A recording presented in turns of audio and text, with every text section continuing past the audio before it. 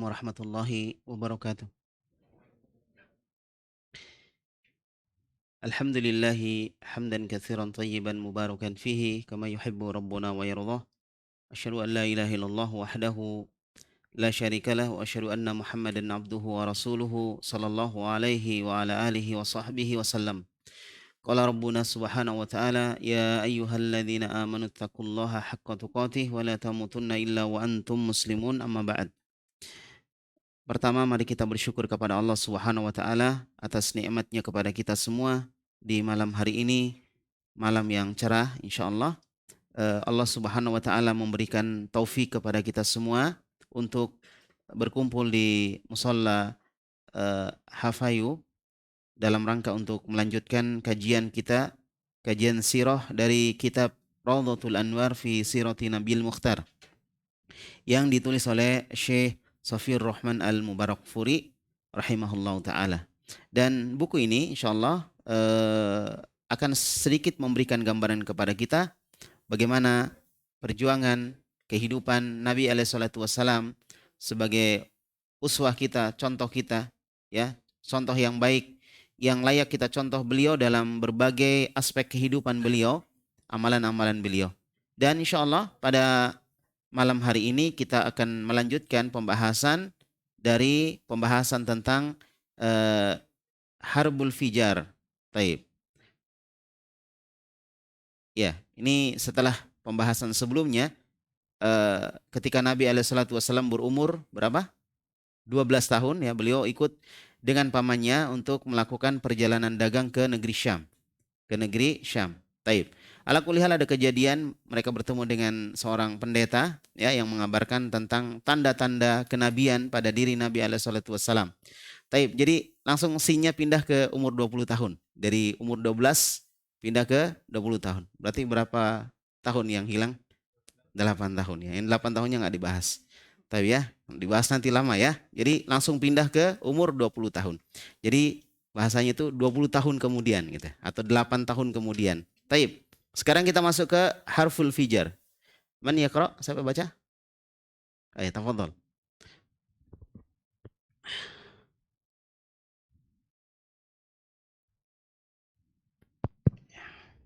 Bismillahirrahmanirrahim.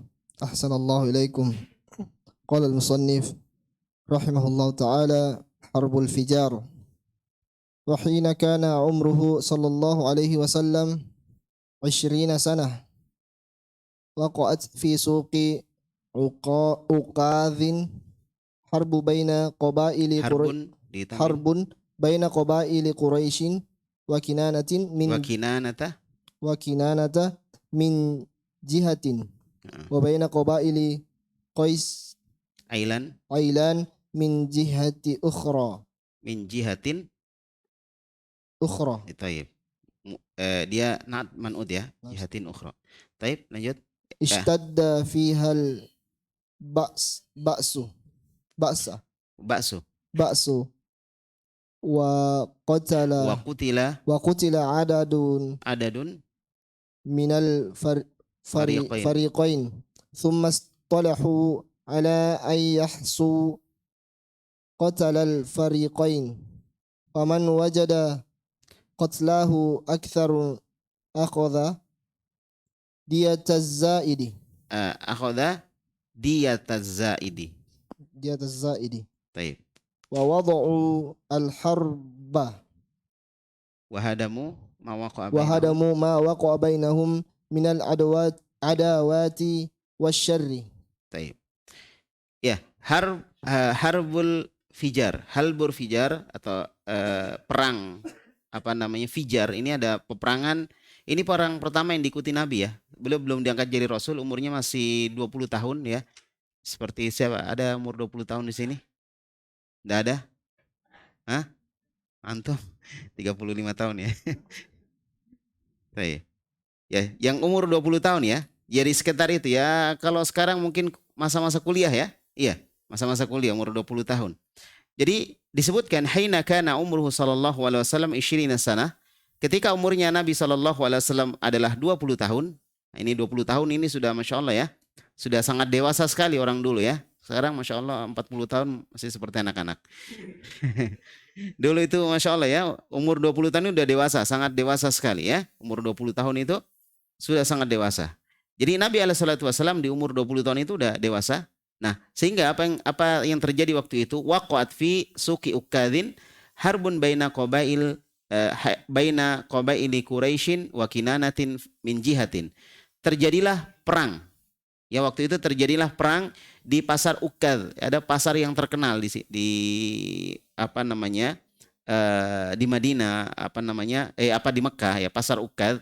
Nah, ini terjadi perang. Perangnya antara suku Quraisy dan Kinanah. Itu satu satu kubu. Quraisy sama Kinanah satu kubu. Nah, di kubu yang lain ada wabaina qabaili Qais Ailan. Kemudian suku Qais Ailan min jihatin ukhra di kubu yang lain. Jadi memang waktu itu sering terjadi peperangan. Kan kita tahu bahwa salah satu dari sifat orang-orang jahiliyah adalah mereka nggak punya pemimpin. Jadi mereka berpecah-pecah atau berpisah-pisah sesuai dengan sukunya masing-masing. Ya, dan sesuai sukunya masing-masing. Makanya datangnya Nabi SAW adalah keberkahan sebenarnya untuk orang-orang atau suku-suku yang ada di Mekah. Cuma mereka khawatir kalau suku mereka akan terlindas atau hilang dengan datangnya Nabi SAW. Padahal dengan adanya Nabi mereka akan dipersatukan gitu. Tapi mereka nggak merasa bahwa seperti itu. Dan ini terbukti ketika Nabi SAW tiba di Madinah. Beliau berhasil menyatukan dua suku besar yang selama ini berperang selama ratusan tahun. Yaitu suku Aus dan suku Hajrat. Ini ratusan tahun perang saudara. Datangnya Nabi mempersatukan mereka. Ini membuat gembira bahagia mereka. Kecuali orang-orang munafik. Adapun orang-orang yang ada di Madinah secara umum bahagia dengan bersatunya mereka.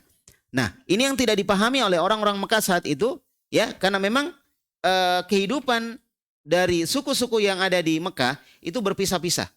Makanya salah satu sifat dari orang-orang musyrik adalah berpecah-pecah. Wala takunu minal musyrikin. Kamu jangan seperti orang-orang musyrik. Minal ladzina farraqu dinahum syi'a. Ya. Jangan seperti orang-orang musyrik. Minal ladzina farraqu dinahum, ya, di mana mereka memecah agama mereka. Syi'a menjadi golongan-golongan. Kullu hizbin bima ladaihim farihun. Dan setiap golongan saling membanggakan golongannya. Itu sifatnya orang musyrik. Ahlus sunnah ya tentunya adalah orang-orang yang paham dengan sunnah. Maka mereka insya Allah akan mudah untuk disatukan. Mereka akan mudah bersatu di atas tali Allah Subhanahu wa taala. Taib. Ala kulli hal terjadi peperangan di antara mereka dan itu adalah hal yang biasa terjadi, ya. Jadi tidak aneh itu terjadi.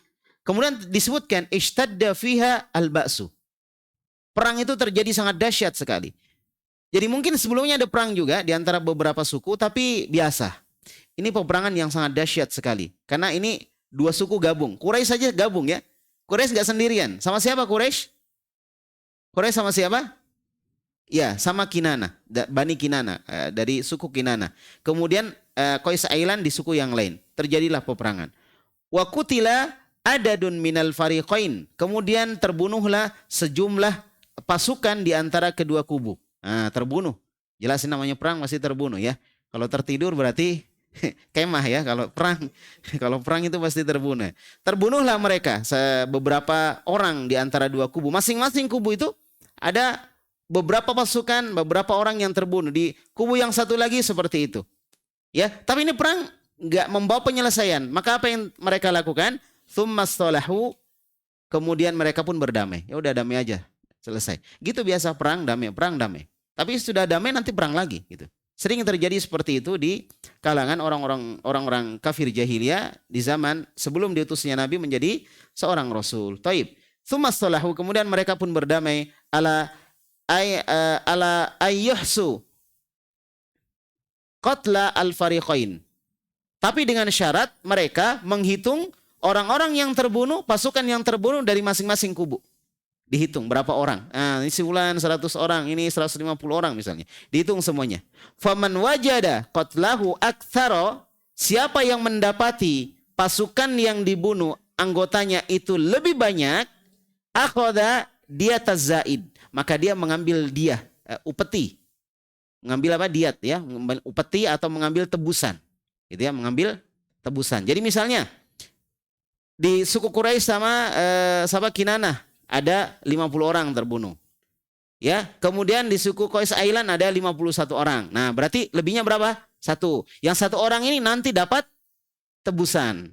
Ya nggak tahu tebusannya berapa. Yang jelas dia dapat tebusan. Kalau misalnya 2 orang berarti tebusannya dikali 2. 4 orang lebihnya berarti 4 kali 2. Itu kesepakatan mereka. Masya Allah ya. Jadi sebenarnya rugi juga. Nah, perang seperti ini perang yang tidak ada manfaatnya, nggak jelas juga apa yang diperebutkan.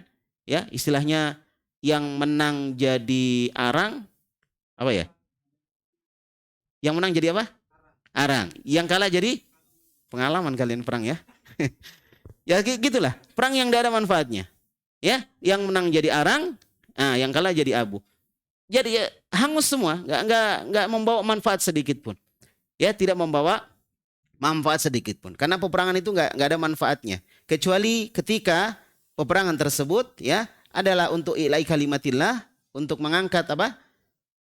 Ketinggian kalimat Allah Subhanahu wa taala dengan syarat-syarat yang sudah ditentukan di dalam agama Islam. Makanya dalam agama Islam itu hal-hal yang bisa menimbulkan peperangan, hal-hal yang bisa menimbulkan percekcokan satu dengan yang lain, bisa menimbulkan kisruh satu dengan yang lain, itu ditutup celahnya. Ditutup celahnya. Sampai siapa yang membunuh 1 orang seakan-akan dia membunuh seluruh manusia. Ini ditutup celahnya supaya tidak ada pembunuhan. Jadi salah kalau dikatakan Islam itu suka dengan peperangan. Tidak, Islam itu menghalangi peperangan. Bahkan Islam itu kalau perang, kalau dia menjalankan syariat dalam perang, maka mereka perang dengan sangat sopan sekali. Gimana sopannya Islam dalam perang? Dia tidak membunuh orang-orang yang tidak layak untuk dibunuh. Seperti orang tua, perempuan, anak-anak kecil. Orang-orang yang masuk di tempat ibadah mereka aman. Aman. Kalaupun terjadi, maka itu kekeliruan pada oknum. Pada syariat Islam itu sudah diatur, aman mereka. Ya, kemudian dalam Islam juga ketika kita bawa senjata, maka kita diperintahkan untuk memegang ujungnya. Senjata seperti anak panah atau pisau atau apa semua, kita disuruh memegang ujungnya ketika kita melewati tempat keramaian seperti masjid, pasar. Untuk apa itu? Menjaga keamanan. Untuk menjaga keamanan. Maka kalau kaum muslimin menjalankan syariat agamanya, maka akan tercipta keamanan yang baik. Nah inilah, karena Islam tidak menyenangi adanya apa? Peperangan. Islam itu cinta damai. Ya, makanya namanya Islam. Kalau dalam bahasa Inggris mungkin the peace ya, perdamaian. Islam itu damai. Islam itu Islam itu ketentraman. Islam itu ketenangan. Nah, ini yang harus dibawa oleh kaum muslimin di hari ini. Bagaimana mereka membawa ketenangan di tengah masyarakat. Ya, tinggalkan kebiasaan-kebiasaan orang-orang jahiliyah terdahulu di mana mereka senang berperang. Semua diselesaikan dengan perang, semua diselesaikan dengan kekerasan. Jadi hukum rimba yang dipakai. Siapa yang kuat dia yang menang. Baik. Dan Islam tidak seperti itu. Ya, Islam siapa yang kuat maka dia membantu yang lemah. Bukan menindas yang lemah tapi membantu yang lemah. Baik. Ala kulli hal mereka berdamai dengan persyaratan tadi ya, dengan persyaratan yang disebut dengan tadi. Kemudian wa wada'ul harba, lalu mereka pun menghentikan peperangan. Wahadamu ma waqa'a bainahum minal adawati wasyarri, dan mereka pun menghancurkan atau menghilangkan segala perkara yang terjadi di antara mereka berupa permusuhan dan kejelekan. Jadi yang muncul waktu itu dalam perang itu adalah permusuhan dan kejelekan. Mereka hancurkan semua, mereka lupakan semuanya. Itu namanya islah. Itu namanya apa? Islah. Apa itu islah? Damai. Kalau orang mau damai, lupakan masa lalu. Kalau terus disinggung-singgung masa lalu, diungkit-ungkit masa lalu, nggak pernah akan damai. Dan Islam menganjurkan kita untuk apa? Untuk berdamai. Apa ayatnya? Apa ayatnya? Innamal mu'minuna ikhwah fa aslihu baina akhwaikum. Sesungguhnya orang-orang beriman itu bersaudara. Maka damaikanlah di antara kedua saudara kalian. Seperti itu. Ya. Wattaqullah la'allakum turhamun. Bertakwalah kepada Allah, semoga kalian diberikan rahmat Allah Subhanahu wa taala. Baik. Nah, ini faedahnya kita lihat di sini. Nabi alaihissalam sejak muda memiliki semangat ya, sampai peperangan pun beliau ikut di situ. Baik. Apa yang dilakukan Nabi dalam peperangan itu? Kita lihat kisah berikutnya. Baik, lanjutkan. ثم قال رحمه الله تعالى وقد حضر هذه الحرب رسول الله صلى الله عليه وسلم وكان ينبل على أعمامه أي يجهز لهم النبلة للرمي. طيب. وسميت هذه. Ya, sampai situ dulu. Disebutkan di sini waqad hadhara hadhil harba Rasulullah sallallahu alaihi wasallam. Dan sungguh Rasulullah sallallahu alaihi wasallam menghadiri peperangan ini. Jadi Nabi ikut waktu itu peperangan. Ya. Nah, ini karena beliau orang Quraisy ya, mau enggak mau harus dia bela negerinya ya, sukunya dia bela. Baik, maka Nabi alaihi salatu wasallam ikut berperang pada saat itu, dan karena beliau masih umur 20 tahun ya, maka yang beliau lakukan adalah wa kana yunabbilu ala a'mamihi. Beliau menyediakan anak-anak panah untuk paman-paman beliau. Jadi waktu itu masih gabung sama siapa? Abu Jahal, Abu Lahab, masih gabung semua, masih baik semua ya. Keluarganya Masya Allah baik semua. Nggak ada yang benci kepada Nabi. Semua suka kepada Nabi. Nanti orang-orang Quraisy itu benci kepada Nabi setelah Nabi mendakwahkan tauhid. Makanya hal seperti itu biasa dalam kehidupan kita, dalam dakwah hari ini juga seperti itu. Ketika orang mengetahui kita mendakwahkan tauhid, mulai muncul kebencian, pro dan kontra. Nggak semuanya kontra, ada yang pro, tapi tetap ada pro dan kontra. Maka apa yang harus kita lakukan? Ya udah, jalan aja terus. Jadi Nabi SAW sebelum diangkat jadi Rasul, beliau juga akrab dengan paman-paman beliau, dengan keluarga beliau. Bahkan beliau sangat dihargai, karena beliau dihargai oleh siapa? Abdul Muttalib. Dihargai oleh Abdul Muttalib. Maka paman-paman beliau yang notabene adalah anaknya Abdul Muttalib, itu pun sangat sayang kepada Nabi SAW. Dihargai beliau. Ya, dan Nabi juga memberikan bantuan kepada pamannya. Ikut perang bersama pamannya. Dia sediakan anak-anak panah untuk pamannya. Kerjasama ya. Yujahizu lahum an-nabla lirrami. Ya, maksudnya beliau sallallahu alaihi wasallam menyediakan anak-anak panah tadi untuk dilemparkan busur, anak panah tadi dengan busur. Taib. Itu yang dilakukan Nabi alaihi wasallam. Dan ini adalah momen-momen di mana Nabi sallallahu alaihi wasallam sebagai seorang pemuda ya, memiliki semangat di dalam perjuangan. Dan itulah yang harus dimiliki oleh anak muda di hari ini. Ya, jangan jadi generasi rebahan. Bisanya cuma tidur sama pegang HP, udah ya, nggak tahu apa-apa. Ini tidak tahu, itu tidak tahu.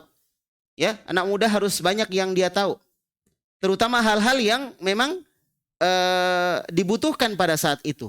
Ini di zaman Nabi yang dibutuhkan adalah peperangan kan? Karena waktu itu musim perang gitu, di zaman beliau. Maka beliau punya keahlian dalam apa?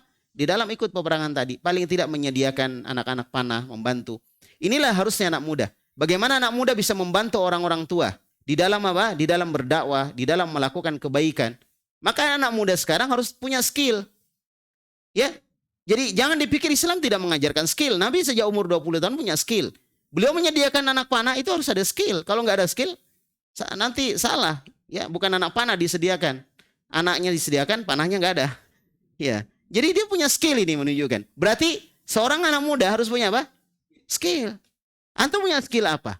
Jadi sekarang orang sudah nggak lihat apa lagi, nggak lihat titel lagi. Mungkin titel masih dilihat, tapi yang paling penting adalah skill. Makanya kalau orang kerja, pertanyaan kamu bisa apa? Gitu. Antum mau masuk studio dakwah, taunya apa? Bisa gambar, bisa desain, nah gitu. Bisa bikin video, bisa ini. Itu yang ditanya, ya. Itu pertama ditanya, nggak ditanya kamu lulusan apa? Enggak, itu nanti di belakang. Yang pertama ditanya apa? Itu keahliannya. Makanya kita lihat di studi-studi dakwah yang ada, terutama kita di Kota Makassar, banyak di antara teman-teman kita yang mungkin nggak selesai S1. Ya, mungkin selesai SMA, tapi masalah skill dalam pembuatan akun-akun dakwah luar biasa mereka. Nah, ini menunjukkan kita butuh apa? Skill. Anak muda harus tahu skill, ya, supaya dia bisa membantu orang tuanya di rumah, dia bisa membantu masyarakatnya, dan nanti kalau dia sudah berkeluarga, dia bisa bantu istrinya. Jangan dia berkeluarga, dia malah merepotkan istrinya. Harusnya dia yang melindungi istrinya. Karena apa? Karena apa? Ar-rijalu qawwamuna 'alan nisa. Laki-laki itu adalah qawwam atas wanita. Dia yang memimpin, dia yang mengatur wanita. Maka harusnya seorang laki-laki menjadi pembimbing dan pelindung wanita. Bukan laki-laki yang dilindungi wanita. Ini keliru. Baru lihat kecoa sudah lari. Nah, gimana ceritanya? Anak muda lihat kecoa sudah lari. Ya, gimana mau menghadapi tantangan dakwah yang sangat besar ini? Ya kan? Jadi antum harus punya skill, harus punya modal untuk menghadapi tantangan dakwah yang semakin besar nanti. Ya, maka antum belajar agama, belajar bahasa Arab, belajar baca Quran, ya, belajar perkara-perkara yang berkaitan dengan agama. Kemudian kalian belajar skill duniawi. Ya, tayyib. Seperti teman-teman kita yang hari ini sibuk mereka di depan komputer ya untuk untuk melaksanakan mengupload akun-akun kebaikan.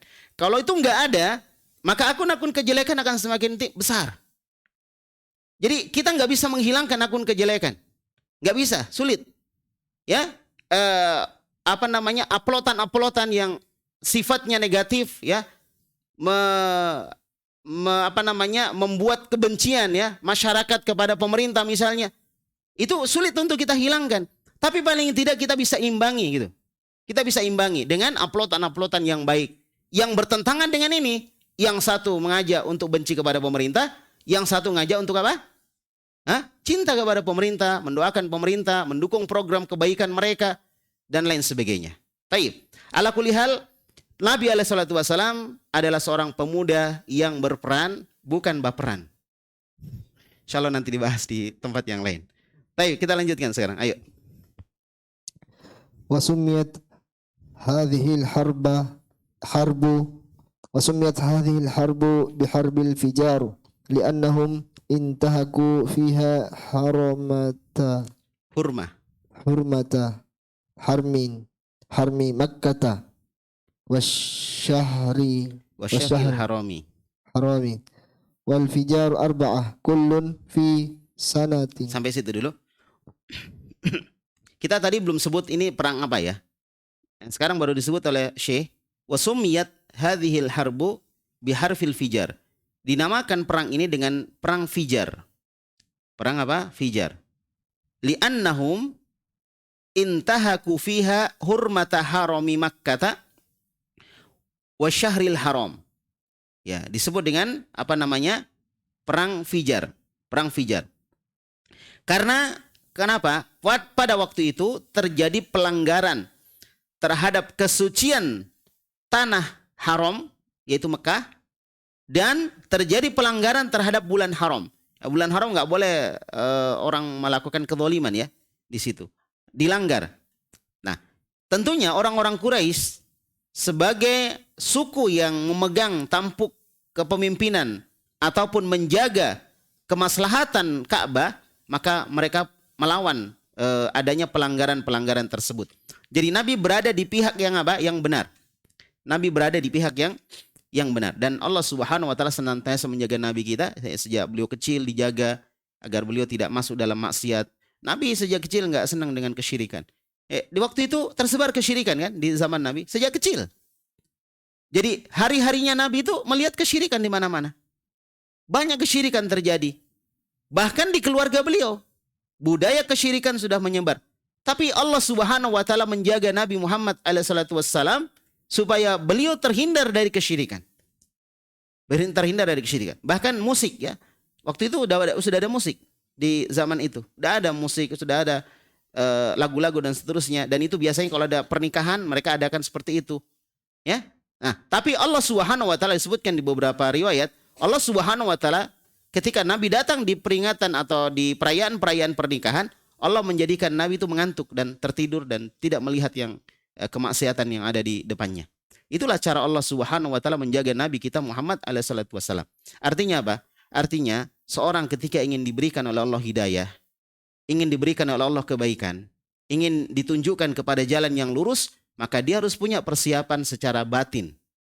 Maksudnya dia bersihkan hatinya. Ilmu sama, ilmu juga tidak akan masuk kalau hati kita kotor. Kalau mau ilmu masuk, bersihkan hati.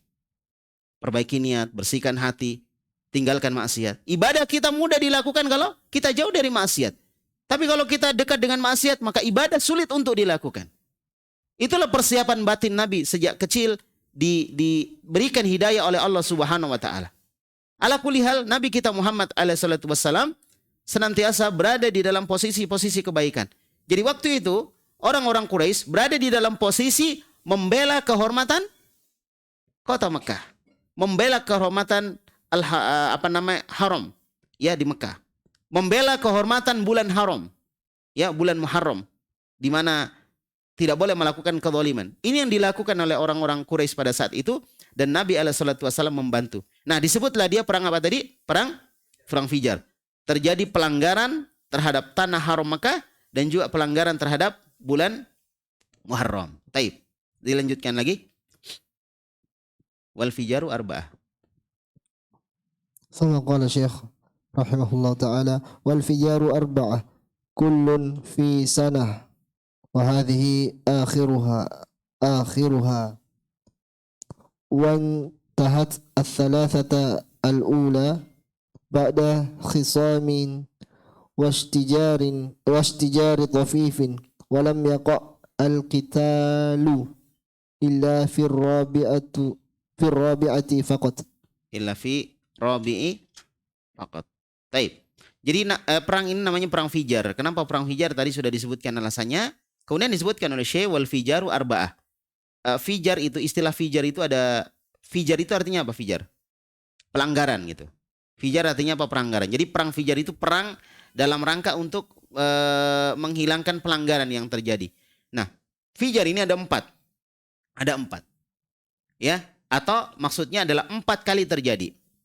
Ya, kullun fi sanatin. Semua terjadi di setiap tahun. Setiap tahun terjadi. Setiap tahun terjadi. Terjadi peperangan. Ya. Wa hadhihi akhiruha, dan ini adalah perang yang terakhir terjadi. Ini adalah perang yang terakhir terjadi. Wantahat ats-tsalatsatul ula ba'da hisamin wastijari tafifin. Ya, taib. 3 kejadian sebelumnya itu selesai setelah terjadi perselisihan. Hisam, perselisihan, pertengkaran.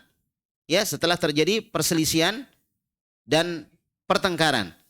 Ya, dan pertengkaran tafifin, pertengkaran yang buruk. Walam yaqa'al qital illa fir rabi', dan tidak terjadi peperangan kecuali di yang tahun keempat, di tahun keempat. Jadi 3 sebelumnya itu mereka perang, tapi perang mulut. Jadi silatnya silat lidah. Nah, jadi lidahnya dia bersilat, orangnya enggak. Jadi dia perang dengan mulut, ya, gontok-gontokan, gini ya, selesai. Setelah itu selesai. Di tahun berikutnya terjadi lagi pelanggaran, gontok-gontongan lagi. Setelah itu selesai. Enggak sampai perang, mungkin hampir tapi enggak jadi. Di tahun keempat inilah, di Fijar yang keempat, baru terjadi apa? Perang. Jadi itu sudah sering dilakukan. Ini menunjukkan bahwa ada batas kesabaran ini. Ya, yang pertama kita maafkan, mungkin dia belum tahu. Yang kedua mungkin dia terjerumus, ya, keliru. Dan ketiga keempat sudah nggak dimaafkan. Terjadilah peperangan tadi. Tapi karena peperangannya juga tidak bisa menyelesaikan masalah, maka peperangannya berhenti. Berhenti. Nah, kemudian terjadilah apa yang kita sebutkan tadi dengan memberikan tebusan kepada kelebihan dari pasukan yang mati. Ya, pasukan yang mati. Taib. Inilah perang Fijar. Jadi kalau ditanya perang apa yang Nabi pertama ikuti, ya perang Fijar. Dan ini terjadi sebelum beliau diangkat menjadi Rasul. Jadi 20 tahun sebelum diangkat jadi Rasul, beliau sudah mengikuti perang Fijar, membantu paman-paman beliau dalam rangka menjaga kehormatan kota Mekah. Dalam rangka menjaga kehormatan kota Mekah. Jadi dari dulu memang kota Mekah itu dijaga kehormatannya. Namun kenapa ketika penyerangan Abroha, ya, kita ingat mungkin di pembahasan kita sebelumnya, penyerangan Abroha dengan tentara bergajah yang luar biasa, ya, dengan pasukan adidaya, tidak ada yang bisa melawan dia. Semua suku-suku yang dilewati kalah semua. Kenapa Quraisy tidak melawan? Kenapa Quraisy nggak melawan?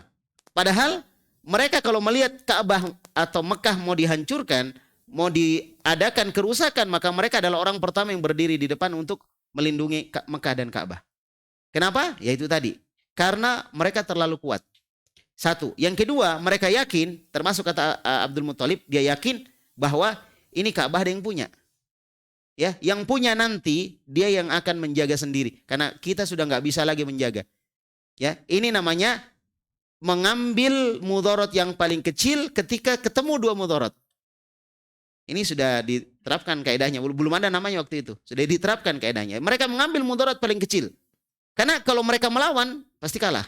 Karena pasukannya terlalu besar. Pasukannya terlalu besar. Dan sebenarnya orang-orang di Mekah itu bukan gak bisa melawan. Tapi waktu itu sudah kita sebutkan tadi, kebiasaan mereka adalah fanatik dengan sukunya masing-masing. Jadi mereka berpecah-pecah dengan kesukuannya masing-masing.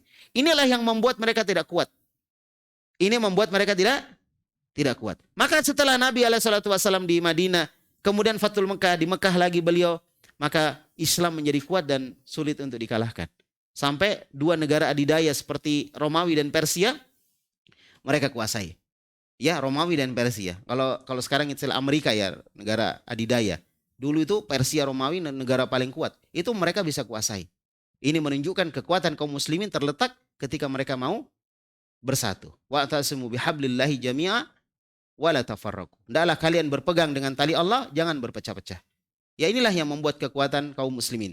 Tapi persatuan kita adalah persatuan di atas tali Allah Subhanahu wa taala. Persatuan di atas sunnah. Persatuan di atas kebenaran. Persatuan di atas al-haq. Sebagaimana disebutkan oleh Allah Subhanahu wa taala bahwasanya persatuan yang terjadi di kalangan orang-orang Yahudi adalah persatuan semu. Tahsabuhum jami'a wa qulubuhum syatta. Kalian melihat mereka bersatu, tapi sesungguhnya hati mereka berpecah-pecah. Maka persatuan yang sebenarnya adalah persatuan jasad dan persatuan hati. Kalau jasadnya saja bersatu, hatinya tidak, maka suatu saat dia akan pecah. Jadi kalau ingin bersatu, betul-betul bersatu, hati yang harus bersatu. Ya, walaupun jasadnya nggak bersatu, nggak jadi satu, tapi kalau hatinya bersatu, maka itulah kekuatan yang sebenarnya. Dan ini yang dilakukan oleh para sahabat Nabi alaihissalam. Persatuan yang seperti itu yang membuat mereka menjadi kuat. Persatuan keimanan. Persatuan atas dasar keimanan. Taib. Masih lama isya'nya? Masih? Taib. Kita lanjut ke Hilful Fudul. ثم قال الشيخ رحمه الله تعالى حلف الفضول وفي شهر ذي القعدة على إثر هذه الحرب تم حلف الفضول بين 5 بطون من قبيلة قريش وهم بنو هاشم وبنو المطلب وبنو أسد وبنو زهرة وبنو تيم. Taib. Hilful Fudul. Ini sebuah kesepakatan untuk membela yang lemah. Yang sampai Nabi ketika beliau sudah diangkat jadi Rasul, dia sampaikan kepada para sahabat, ya, disampaikan kepada sahabat, kalau saya hari ini diundang oleh mereka, oleh orang-orang seperti itu untuk menghadiri pertemuan yang seperti ini, maka saya akan hadir. Ya, kita lihat bagaimana bentuk pertemuannya. Kita lihat fi syahri dzil qa'dah, di bulan Dzul Qa'dah, ala ithri hadhil harb, ya, setelah terjadinya peperangan sebelumnya. Perang apa itu? Perang Fijar sebelumnya, ya. Tamma hilful fudul, maka sempurnalah perjanjian hilful fudul baina khamsati butun min qabilati Quraisyin, ya, yang terjadi antara 5 suku dari kabilah Quraisy. 5 suku dari kabilah Quraisy. Jadi mereka dari kabilah Quraisy. Di antaranya wahum, mereka itu adalah Banu Hashim. Banu Hashim berarti keluarga Rasulullah. Karena Rasulullah dikenal dengan apa? Banu Hashim atau Bani Hashimiyah. Itulah keluarga Nabi. Kenapa disebut dia keluarga Bani Hashim? Kenapa disebut keluarga Bani Hashim? Karena Nabi dari keturunan Hashim. Siapa itu Hashim? Hashim siapa? Bapaknya siapa? Bapaknya siapa? Bapaknya Abdul Muttalib. Jadi bapaknya Abdul Muttalib namanya Hashim. Hashim punya saudara. Jadi bapaknya Hashim siapa? Ayo, bapaknya Hashim siapa? Gak tahu bapaknya Hashim? Abdul Manaf. Abdul Manaf bapaknya Hashim. Abdul Manaf punya anak namanya Hashim, satu lagi siapa? Al-Muttalib. Nah, ketika Hashim dia pergi, kan dia yang pegang Mekah ya. Ketika dia pergi, maka digantikan oleh saudaranya namanya siapa? Al-Muttalib. Nah, Hashim ini punya anak namanya Syaibah. Jadi anaknya namanya Syaibah. Nah, ketika Hashim meninggal dan Al-Muttalib yang di Mekah tahu adab kemenakannya di Madinah, maka dijemput. Ya, dengan berbagai diplomasi akhirnya diambil Syaibah, dibonceng di belakangnya beliau sampai di Mekah, dipanggillah Syaibah tadi yang anaknya Hashim siapa? Abdul Muttalib, budaknya Al-Muttalib. Karena dia pergi sendirian, nggak ada boncengan, pulangnya ada boncengan. Dikira dia beli budak. Itu dia dipanggillah budaknya Al-Muttalib. Padahal siapa dia? Kemenakannya Al-Muttalib. Jadi harusnya dia kemenakan Al-Muttalib, bukan budaknya. Nah, dari situlah lahir 10 orang anaknya Abdul Muttalib. Salah satunya adalah Abdullah bin Abdul Muttalib. Kemudian dia punya anak namanya Muhammad sallallahu alaihi wasallam dan beliau dikenal dengan keluarga Hashimiyah. Keluarga Hashimiyah. Taib. Jadi yang pertama yang membuat perjanjian Hilful Fudul, yang pertama adalah Bani Hashim. Yang kedua adalah Banu Al-Muttalib. Nah, siapa ini Banu Al-Muttalib? Siapa Banu Al-Muttalib? Asalnya dari mana ini? Iya, asalnya dari Al-Muttalib. Al-Muttalib itu siapa? Pamannya Abdul Muttalib. Al-Muttalib adalah pamannya Abdul Muttalib. Dia anaknya Abdul Manaf.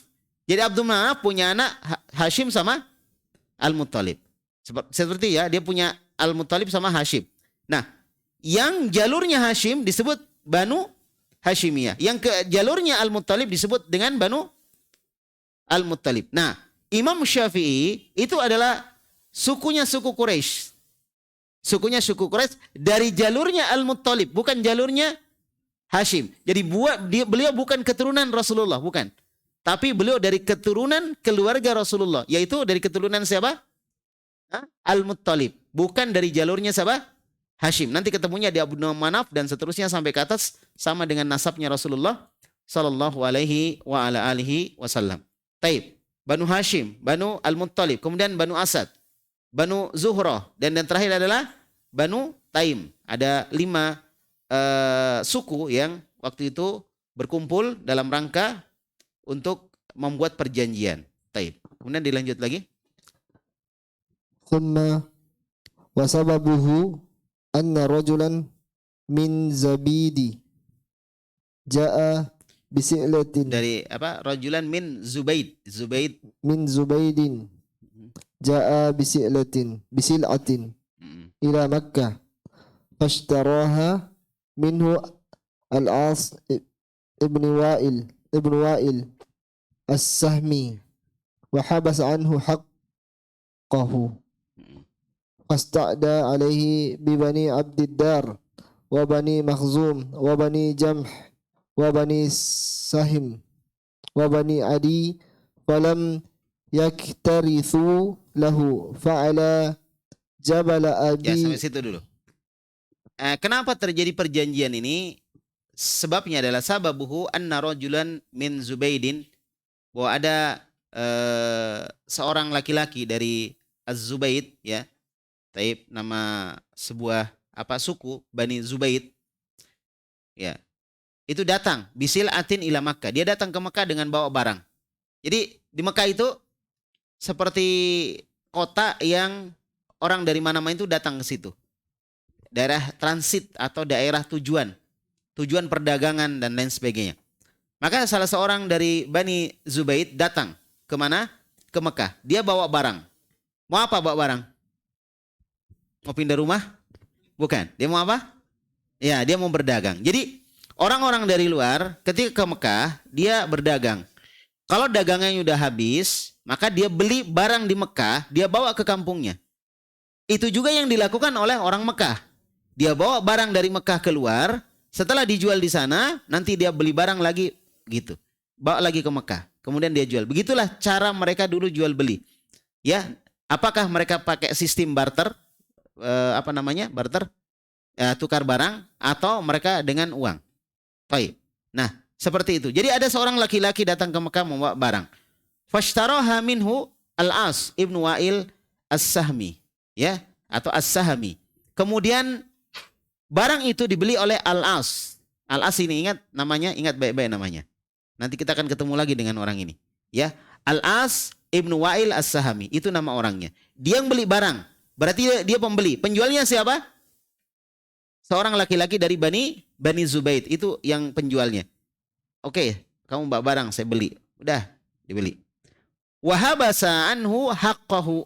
Tapi yang terjadi adalah Al-As ini, Ibnu Wa'il, dia menahan haknya. Nggak dikasih uangnya. Sudah diambil barangnya, nggak dibayar. Waduh, gimana caranya pulang kampung ini kalau nggak dibayar? Ya, barangnya habis, uang nggak dapat. Kalau dia punya bos, dia akan mikir, kalau saya pulang, bos marah ini. Kalau dia nggak punya bos, dia punya barang sendiri. Wah, kalau saya pulang, habis modal saya, nggak bisa lagi saya dagang.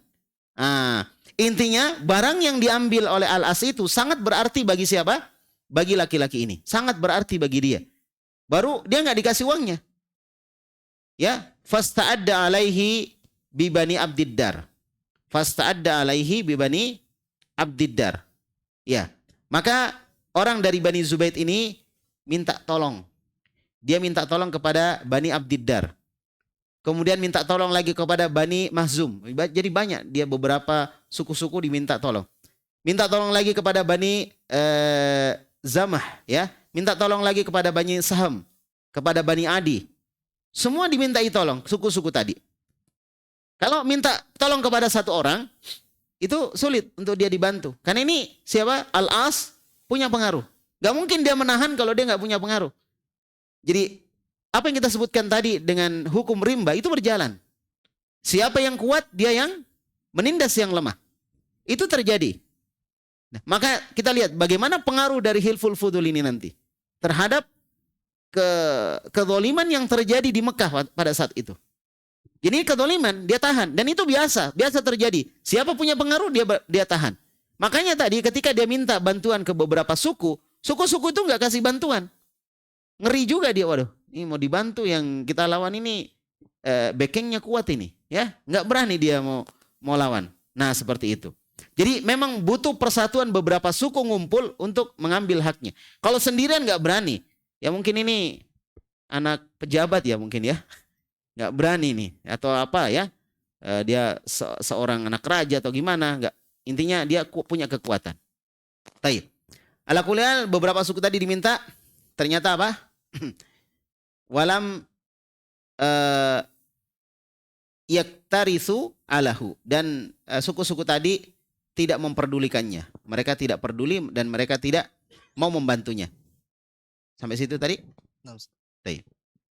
ثم قال الشيخ رحمه الله تعالى فعلى جبل أبي قبيس وذكر ظلامته في أبيات ونادى Ya. Fa'ala jabala Abi Kubais. Lalu orang tadi naik ke gunung Abu Kubais. Udah. Waktu itu kalau seandainya ada WhatsApp, grupnya mungkin dia di grup dia. Waktu itu belum ada WhatsApp, belum ada grup ya.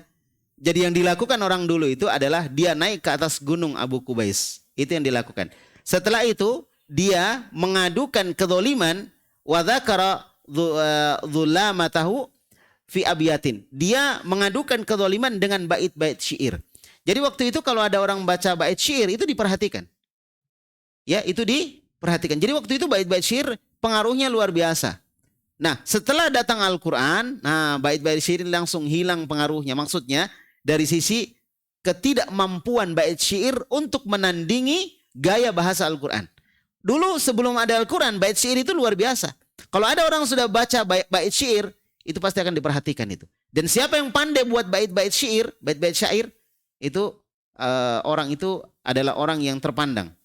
Taib. Ala kulli hal, laki-laki ini naik ke atas gunung Abu Kubais, gunung yang sangat tinggi, ya. Lalu dia mengadukan kezaliman yang dia dapatkan dengan bait-bait syair. Taib. Lanjut.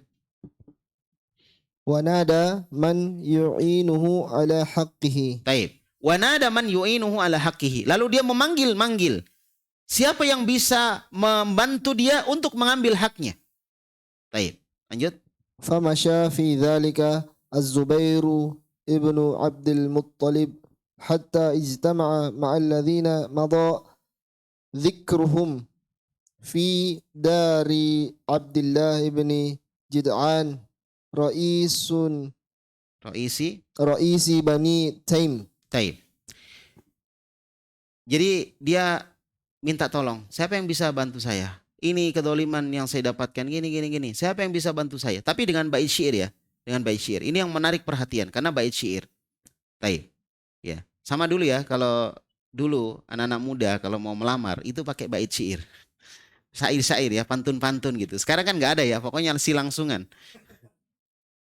Saking silangsungannya, ada yang tidak lewat orang tuanya, tahu-tahu udah hamil gitu. Silangsungan. Itu kejadian yang harusnya tidak terjadi ya di kalangan anak muda. Taib. Ada jalur pernikahan yang diatur dalam Islam, itu yang dilalui ya.